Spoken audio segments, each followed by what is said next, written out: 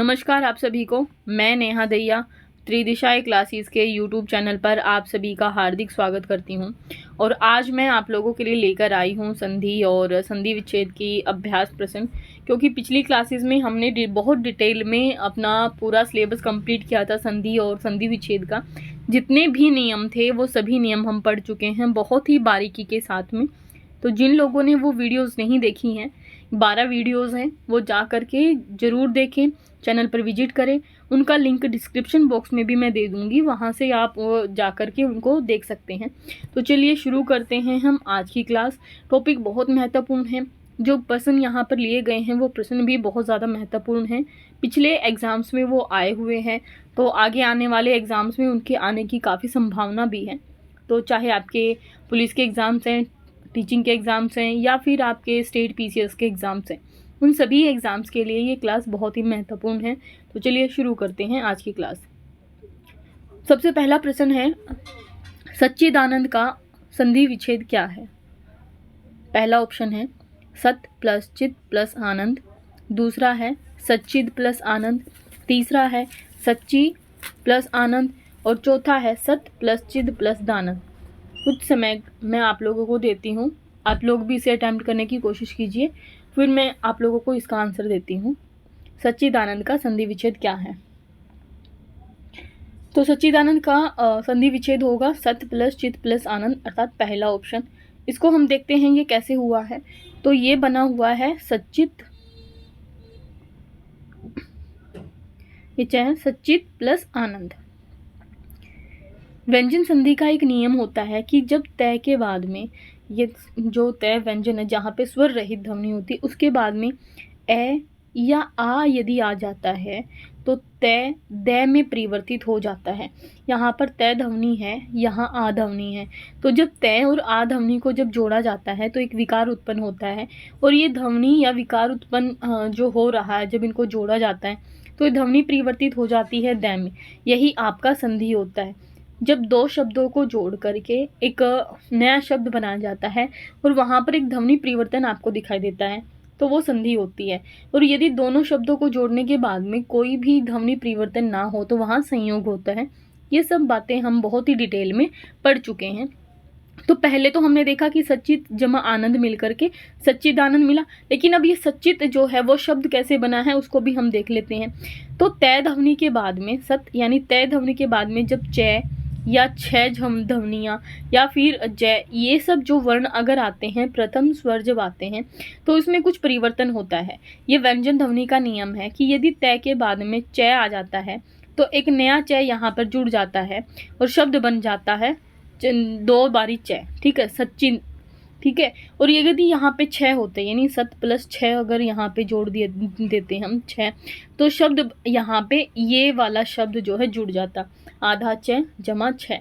तो ये जो तय है वो परिवर्तित हो गया चय में, आधे चय में, ठीक है, ये आधे चय में। और पिछले वाला पूरा चय है, ये तय हमारा परिवर्तित हो चुका दै में, आनंद पीछे हमारा है ही, और से यहाँ पे। तो सच्चिदानंद। जिन लोगों ने ये नहीं देखा है जो नियम, उन लोगों को हो सकता है समझ ना आए, फिर भी मैं पूरा प्रयास करूंगी कि आप लोगों को बहुत ही डिटेल में ये चीज़ें समझ में आए, ठीक है। तो सच्चिदानंद का संधि विच्छेद हो गया सत जमा चित्त प्लस आनंद, सच्चिदानंद। ये व्यंजन शब्द जो हमारी संधि है उसका नियम है। अब चलते हैं अगले प्रश्न पर। अगला प्रश्न है, प्रत्यर्पण शब्द का संधि विच्छेद क्या है, या प्रत्यर्पण शब्द किन किन दो शब्दों को जोड़ करके बना है? आपके ऑप्शंस हैं। पहला ऑप्शन है प्रत्यय प्लस अर्पण, या प्रति प्लस अर्पण, प्रत्यय जमा अर्पण, या ठीक है। और उसके बाद में एक ऑप्शन है प्रति प्लस अर्पण, यहाँ पे बड़ी या दीर्घ स्वर ध्वनि तय के बाद में है। तो आप लोगों को बताना है प्रत्यर्पण का संधि विच्छेद क्या होगा, या किन शब्दों को जोड़ करके ये बना हुआ है। ये क्वेश्चन टीचर ग्रेड 2 एग्ज़ाम 2010 में पूछा गया और आरएएस के एग्ज़ाम्स में भी पूछा गया है। तो चलिए इसे अटैम्प्ट करने की कोशिश कीजिए, कुछ समय मैं आप लोगों को देती हूँ। और जिन लोगों ने चैनल को सब्सक्राइब नहीं किया है, चैनल को सब्सक्राइब कर दीजिए, वीडियो को लाइक कीजिए, कमेंट कीजिए, शेयर कीजिए, चैनल ज़रूर विजिट कीजिए पुरानी क्लासेस के लिए। तो चलिए मैं इसका आंसर बता देती हूँ। प्रत्यर्पण जो शब्द मिलकर के बना है वो बन करके बना है प्रति जमा अर्पण। अब आप पूछेंगे कि ये कैसे हुआ, तो प्रति यहाँ पे जब ई जो स्वर ध्वनि है उसके बाद में ई या बड़ी इन दीर्घ स्वर ध्वनि को छोड़ करके यानी इनको हटा के जब कोई भी स्वर ध्वनि आती है ए आ उ या कोई भी ध्वनि आती है अन्य स्वर ध्वनि ई या ऐ को छोड़ करके, तो शब्द जो और हमारा बन जाता है वो य में परिवर्तित हो जाता है। ठीक है, क्या आ जाता है यहाँ पे ये आती है, और ये जो य रहेगा वो स्वर रहित ध्वनि रहेगा। इसके साथ में जो मात्रा लगेगी वो मात्रा यही लगेगी जो यहाँ पे हम स्वर जोड़ेंगे। जैसे हमने यहाँ पे जोड़ा प्रति यानी ई ध्वनि है, यहाँ पे छोटी ई है, जमा यहाँ पे ए है। ठीक, तो शब्द परिवर्तित हो गया, ई और ए मिलकर के य में परिवर्तित हुआ, और यह यहाँ पे स्वर रहित होगा, तो शब्द बन गया हमारा, तो शब्द होगा यहाँ पे प्रत्यय, क्योंकि तय हमारा कैसा चला गया, स्वर रहित हो गया, यह हो गया आपका, और पीछे तो अर्पण है ही, प्रत्यर्पण। अब ये तय आधा है क्योंकि यहाँ पे कोई भी मात्रा नहीं है, अर्थात कोई भी स्वर इसके साथ में नहीं जुड़ा है, तो इसको लिखा जाएगा इस तरीके से, प्रत्यर्पण। ठीक है, तो ये आपका ई प्लस में ई के बाद में यदि कोई भी अन्य स्वर आता है ए या ए के मतलब ई या बड़ी ई को छोड़ करके कोई भी स्वर आता है, तो आपका जो स्वर है वो परिवर्तित हो जाता है य में। ये यण संधि का एक नियम है। ठीक है, तो यहाँ पे संधि कौन सी होगी, यण संधि होगी।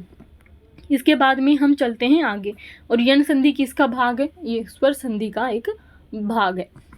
अगला क्वेश्चन है, परिच्छेद शब्द का संधि विच्छेद क्या है। परिच्छेद शब्द का संधि विच्छेद क्या है, आपके ऑप्शन है परि जमा छेद, पर जमा छेद, परिच प्लस छेद और पर जमा छेद। ठीक है, तो इनमें ऑप्शंस में से आपको बताना है। ये भी क्वेश्चन आपका राजस्थान पटवारी के एग्ज़ाम्स में 2011 में पूछा गया था, और आरआरबी के एग्ज़ाम में 2004 और 2008 में ये क्वेश्चन पूछा गया है। इसे अटैम्प्ट करने की कोशिश कीजिए, फिर मैं आप लोगों को बताती हूँ कि इसका सही उत्तर क्या होगा। ठीक है, जल्दी से इसको अटैम्प्ट करने की कोशिश कीजिए, कमेंट सेक्शन में आप इनके आंसर लिख सकते हैं। तो इसका उत्तर होगा सबसे पहले वाला। कैसे होगा, जब हम जो भी स्वर है हमारा, ठीक है, इसको हम व्यंजन आगम संधि के नाम से जानते हैं। अब देखते हैं ये कैसे बनती है, कि जब कोई स्वर ध्वनि हो शुरू में, और स्वर ध्वनि के बाद में जब छः आ जाता है, क्या आता है, छः आ जाता है, तो यहाँ पर एक च का आगम हो जाता है। ये व्यंजन संधि का नियम है कि जब स्वर के बाद में, और यहाँ पे तो छः आपका है ही है, ठीक है, तो जब स्वर के बाद में यदि छः आ जाता है तो वहाँ पे च यानी स्वर रहित जो च है उसका एक आगम हो जाता है, और शब्द आपका ऐसे बन जाएगा। ठीक है, तो परि प्लस छेद जब हमने जोड़ा तो बन गया आपका परिच्छेद, क्योंकि परि के बाद में हमने देखा कि एक स्वर रहित च का आगमन हुआ, पीछे हमने छेद लिखा। अब ये आधा च को कैसे लिखा जाएगा, इस तरीके से इसको लिखा जाता है, तो आपका परिच्छेद बन गया है, और ये व्यंजन आगम संधि है इस संधि का नाम। ठीक है, अब आगे देखते हैं अगला क्वेश्चन। प्रश्न नंबर 4 है, तन्मय का संधि विच्छेद क्या है। तन्मय का संधि विच्छेद क्या है, आपके क्वेश्चन हैं। पहला ऑप्शन है तन प्लस माया, तम प्लस अय, तद प्लस मय और तन प्लस अमय। इनमें से कौन सा आपका सही उत्तर होगा वो आप कमेंट सेक्शन में ज़रूर लिखें, और अटैम्प्ट करने की कोशिश कीजिए। ये क्वेश्चन जो हैं वो पुराने एग्जाम्स में आए हुए क्वेश्चंस हैं, अटैम्प्ट करने की ज़रूर कोशिश करें। तन्मय का क्या संधि विच्छेद होगा, तो ये बना कैसे है, सबसे पहले हम देखते हैं। तद प्लस मैं, ठीक है, तद प्लस मैं, तो यहाँ पे द के बाद में जब कोई मैं ध्वनि आ जाती है तो अनुनासिक व्यंजन बन जाता है ये। ठीक है, यानी आधा न यहाँ पे जुड़ जाएगा। ये द है वो किस में परिवर्तित हो जाएगा, न में परिवर्तित हो जाएगा, और पीछे का शब्द ऐसे ही रहेगा। इसे अनुवांशिक व्यंजन संधि कहा जाता है। ठीक है, तो शब्द बन गया तन्मय। ठीक है, तो तद प्लस में ये किस ऑप्शन में है, तो आपका स उसका उत्तर हो जाएगा। तद प्लस में यानी जब द स्वर के बाद में हम मैं जोड़ते हैं, यानी द यहाँ पे व्यंजन रहित है, इसके बाद में जब मैं जोड़ा जाता है तो द हमारा न ध्वनि में परिवर्तित हो जाता है। ठीक है, ये व्यंजन संधि का नियम है, अनुनासिक व्यंजन संधि। अगला क्वेश्चन देखते हैं। अगला क्वेश्चन है अभिषेक का संधि विच्छेद क्या होगा। आपके ऑप्शंस है अभि प्लस शेक, अभि जमा शेक, अभि पीछे विसर्ग है शेक, या अभिय प्लस शेक। ये 4 आपको ऑप्शंस दिए गए हैं, इनमें से सही उत्तर आपको चुनना है। अटेम्प्ट करने की कोशिश करें और कमेंट सेक्शन में ज़रूर मेंशन करें। इसका उत्तर होगा, अब देखते हैं पहले क्या है, मैं आपको नियम बता देती हूँ। नियम ये है, ई के बाद में, यानी ई स्वर जो ध्वनि है, इसके बाद में यदि स आ जाता है, क्योंकि स के सपेरे वाला आता है, तो ये परिवर्तित हो जाता है श के षटकोण में। ठीक है, ये यदि ई ध्वनि के बाद में स ध्वनि आ जाती है तो श षटकोण में परिवर्तित हो जाता है। तो यहाँ पे अभी है, ठीक है, अभी के बाद में हमने जोड़ा शेक, शेक, तो ये परिवर्तित हो गया श षटकोण में अभिषेक, तो अभी प्लस शेक मिलकर के बना अभिषेक। ये मूर्धन्य व्यंजन संधि के नाम से इसे जाना जाता है। ये सभी संधियां हम अपनी पिछली क्लास में कर चुके हैं। जिन लोगों ने वो क्लास नहीं देखी है, बहुत महत्वपूर्ण है, जा कर के जरूर देखिए। अगला क्वेश्चन देखते हैं। अगला क्वेश्चन है वागजाल का संधि विच्छेद क्या होगा। ये UP PCS general Hindi exam में 2013 में पूछा गया था, अर्थात जो पीसीएस का एग्जाम होते हैं मेंस, उसमें कंपलसरी हिंदी एक पेपर होता है, उसमें ये पूछा गया था। अटेम्प्ट कीजिए। पहला ऑप्शन है वाक प्लस जाल, दूसरा है वाक प्लस जाल। ये यहाँ पे देखना आपको स्वर रहित ध्वनि है और यहाँ पे जो है वो स्वर सहित ध्वनि है। वाग प्लस जाल, ठीक है, और वाग प्लस जाल, यहाँ पे भी आपको देखना है कि एक स्वर रहित ध्वनि है और एक स्वर सहित ध्वनि है। ठीक है, तो आपका उत्तर क्या होगा, इनमें से बताइए। तो इसका उत्तर होगा वाक प्लस जा। यहाँ पे कै के बाद में, कै कौन सी ध्वनि, स्वर रहित ध्वनि के बाद में जब जय जुड़ जाता है तो आपका शब्द परिवर्तित हो जाता है गम। ठीक है, किसमें परिवर्तित होता है, ग में परिवर्तित हो जाता है कै, और पीछे जय तो है ही, तो कै के बाद में जब जय जोड़ा जाता है तो ध्वनि आपका परिवर्तित हो जाता है ग में, तो शब्द बन जाता है वागजाल। तो उत्तर होगा ए। ये व्यंजन संधि का नियम है। अब आगे देखते हैं अगला क्वेश्चन। अन्वय का संधि विच्छेद क्या है। अन्वय का संधि विच्छेद आपको बताना है क्या है। पहला प्रश्न है, पहला है अनु प्लस ए, दूसरा है अनु प्लस आय, तीसरा है अनु प्लस अय। यहाँ पे देखिए, यहाँ पे छोटे ऊ की ध्वनि है और यहाँ पे यानी हर्षव ध्वनि है और यहाँ पे दीर्घ स्वर ध्वनि है। अनु प्लस आई, इनमें से क्या आपका उत्तर होगा, आप कमेंट सेक्शन में लिखिए।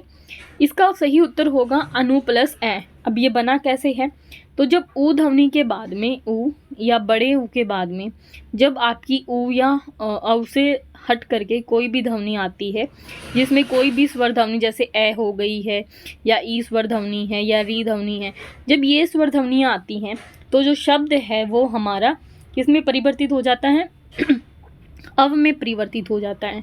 ठीक है, ये यन संधि का ही एक नियम है। जैसे ई के बाद में कोई भिन्न स्वर आता है तो यह में परिवर्तित हो जाता है।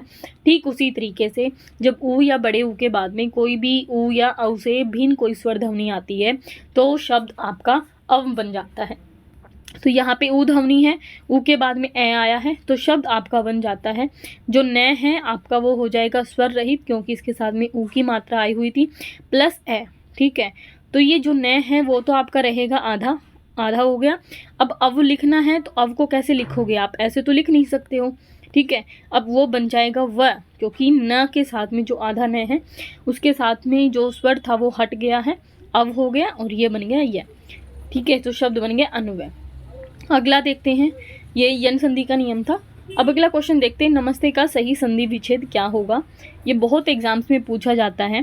पहला ऑप्शन है नमः प्लस ते, दूसरा है नमः प्लस ते, यहाँ पे विसर्ग लगा हुआ है और यहाँ पे स्वर रहित में है, यहाँ पे नमः जमा ते है, और चौथा ऑप्शन है नमः प्लस ते।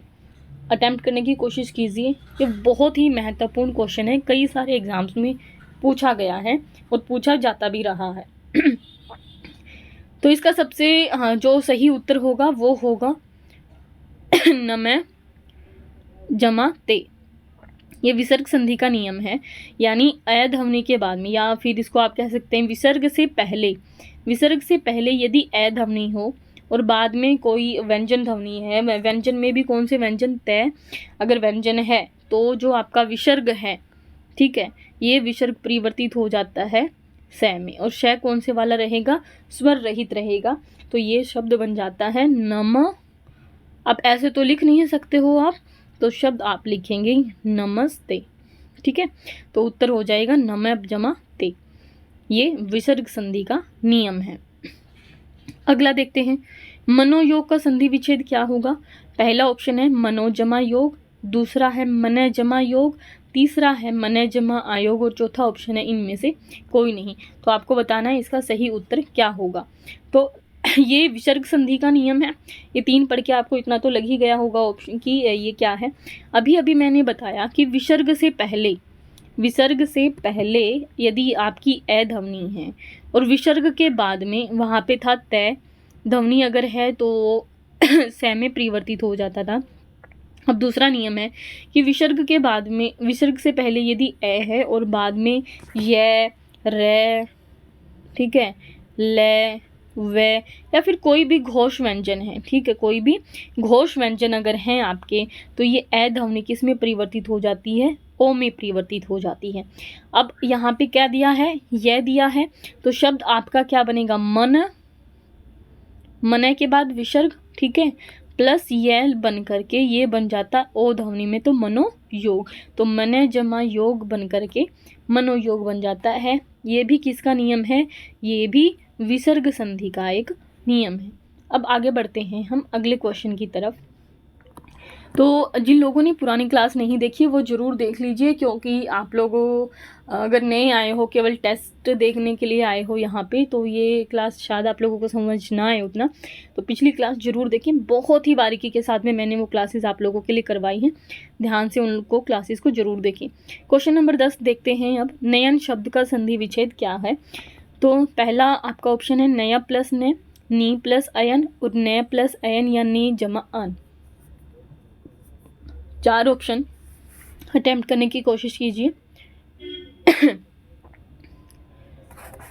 तो इसका जो उत्तर होगा वो होगा ने प्लस अन, ठीक है, ने जमा अन।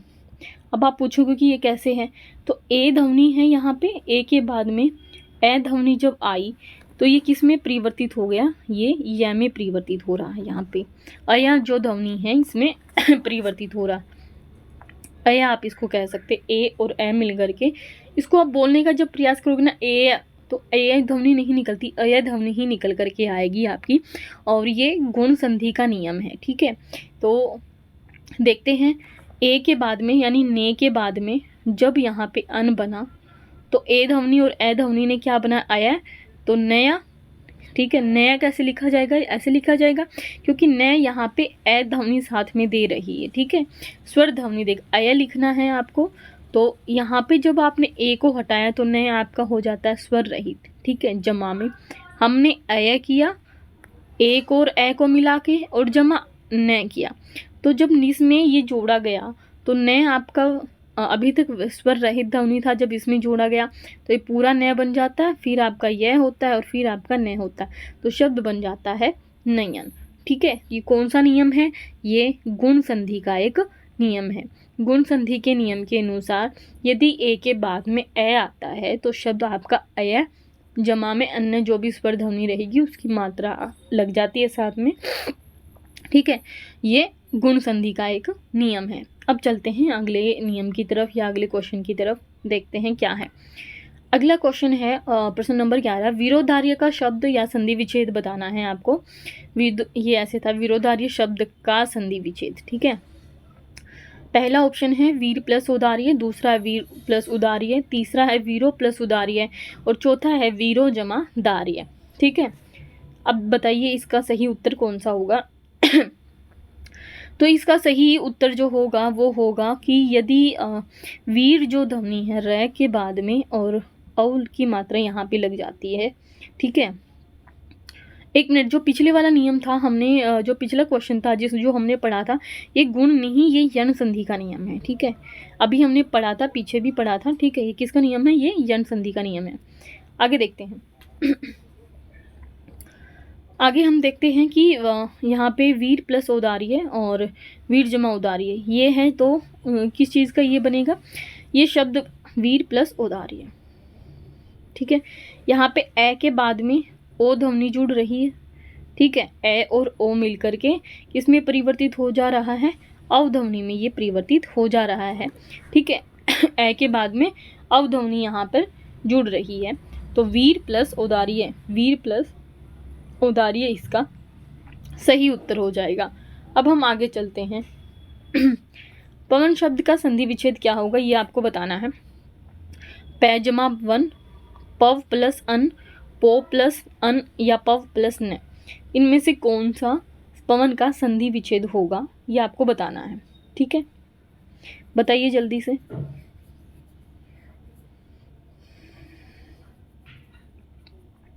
तो यहाँ पे आपको देखना है कि जब ओ ध्वनि के बाद में, ठीक है, ओ ध्वनि के बाद में यदि असमान स्वर आता है, यानी ओ से अलग कोई भी आता है, ओ को छोड़ के कोई भी आ जाता है, ए ध्वनि आती है या फिर ई ध्वनि आती है, तो आपकी जो ध्वनि है वो अव में परिवर्तित हो जाती है, और ये नियम है आपका अयादि संधि का, ठीक है।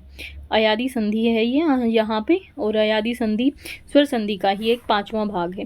तो यहाँ पे पो है, पो में जब हम अन जोड़ते हैं तो शब्द आपका ओ की मात्रा यहाँ पे हट जाती है और अव जुड़ेगा अब इसमें, पव, अव हमने जोड़ा प्लस न हमने जोड़ा, तो पव में जब पव, तो ऐसे लिखेंगे पवन, ये शब्द बन जाता, तो पो प्लस अन, ये आपका सही उत्तर हो जाएगा, और ये अयादि संधि है यहाँ पे। आगे देखते हैं। अगला क्वेश्चन है इति प्लस आदि बन करके इत्यादि, तो मैंने ही बता दिया, खैर आपको इति और आदि मिल करके इत्यादि बनेगा, लेकिन आपको कमेंट सेक्शन में मेंशन करना है कि ये इति और आदि हैं जो किन किन को शब्दों को जोड़ करके बना है। मैं इसका नियम पहले क्वेश्चन में भी आपको रिपीट कर चुकी हूँ, मतलब पीछे कोई एक ऐसा क्वेश्चन था जिसमें ई और ई के बाद में कोई भी भिन्न स्वर आता है, ठीक है, असमान या भिन्न स्वर आता है, तब वहाँ कौन सी संधि होगी ये आपको बताना है कमेंट सेक्शन में, क्योंकि ये मैंने आप लोगों को करवा दिया है। आगे देखते हैं प्रश्न नंबर 14, संस्कृत का संधि विच्छेद क्या होगा। पहला ऑप्शन है सम प्लस कृत, सम प्लस कृत, सत जमा कृत और सन प्लस कृत। इसका सही उत्तर आप लोगों को बताना है कि संस्कृत का संधि विच्छेद क्या होगा। इसका मैं आप लोगों को बता देती हूँ कैसे होगा। यहाँ पे ये एक व्यंजन संधि का नियम है, जहाँ पे सै का आगम होता है, तो सम के बाद में जब कोई भी कृत या कार इस तरीके के शब्द अगर जुड़े हुए होते हैं तो वहाँ पे सै का आगम हो जाता है। तो सम के बाद में जब हमने कृत शब्द जोड़ा तो शब्द बन गया, ये अनुस्वार तो बन गया संस, यहाँ पे मैं अनुस्वार में परिवर्तित हो जाता है, और यहाँ पे से हमारा आधा आ जाता है और पिछला तो कृत है, तो शब्द बन गया संस्कृत। इसी तरीके से संस्कृति एक शब्द बनता है, सम प्लस कृति करके। इसी तरीके से एक शब्द बनता है संस्कार, ठीक है, वो भी इसी तरीके की संधि है, जहाँ पे सम जमाकार जब हम जोड़ते हैं तो सम यहाँ पे बन जाता है अनुस्वार में, से यहाँ पे जुड़ जाता है, नहीं शय का आगम हो जाता है और शब्द पिछले वाला जुड़ जाता है संस्कार, ठीक है। ये भी इसी तरीके की ध्वनि है, इसे यहाँ पे आगम व्यंजन ध्वनि कहा जाएगा। अगला देखते हैं, और ये आखिरी क्वेश्चन है आज का। अक्षांश का संधि विच्छेद क्या होगा। पहला ऑप्शन है अक्षा प्लस अंश, दूसरा है अक्षी प्लस अंश, तीसरा है अक्ष जमा अंश और चौथा है अक्षी जमा अंश। उपयुक्त में से कौन सा अक्षांश का संधि विच्छेद होगा, ये आप लोगों को बताना है। तो इसका सही उत्तर होगा अक्ष जमा अंश। कैसे? जब ए ध्वनि के बाद में ए ध्वनि जुड़ जाती है तो ये दोनों मिलकर के आ बना देते हैं। तो अक्ष में यहाँ पे हम देखते हैं ए ध्वनि है, अंश में यहाँ पे हम देखते हैं ए ध्वनि है। अब ये दोनों जो मिल जाती हैं तो अक्षांश आ बना देती हैं, और ये दीर्घ स्वर ध्वनि का पहला ही नियम है कि कि यदि ए के बाद में ए ही ध्वनि आती है तो दोनों मिलकर के आ में परिवर्तित हो जाती हैं और नया एक शब्द बन जाता है जहाँ पे आ होता है। मैंने इसका उदाहरण आप लोगों को करवाया था हिमालय, जैसे हिम प्लस आलय, यानी ए के बाद में जब आ भी जुड़ जाता है तब भी ध्वनि परिवर्तित जो होगी वो दीर्घ स्वर ध्वनि रहेगी। तो ये थे कुछ महत्वपूर्ण क्वेश्चंस जिनका अभ्यास मैंने आप लोगों को करवाया है। ऐसी ही क्लास मैं आप लोगों के लिए लेकर आती रहूँगी। मिलते हैं अगली क्लास में। अगर आपको वीडियो अच्छी लगी है तो चैनल को लाइक कीजिए, कमेंट कीजिए, सब्सक्राइब कीजिए, शेयर कीजिए। कोई भी क्वेरी है तो कमेंट सेक्शन में मेंशन ज़रूर कीजिए, मैं आप लोगों के जो आंसर्स हैं वो ज़रूर दूँगी। धन्यवाद। मिलते हैं अगली क्लास में।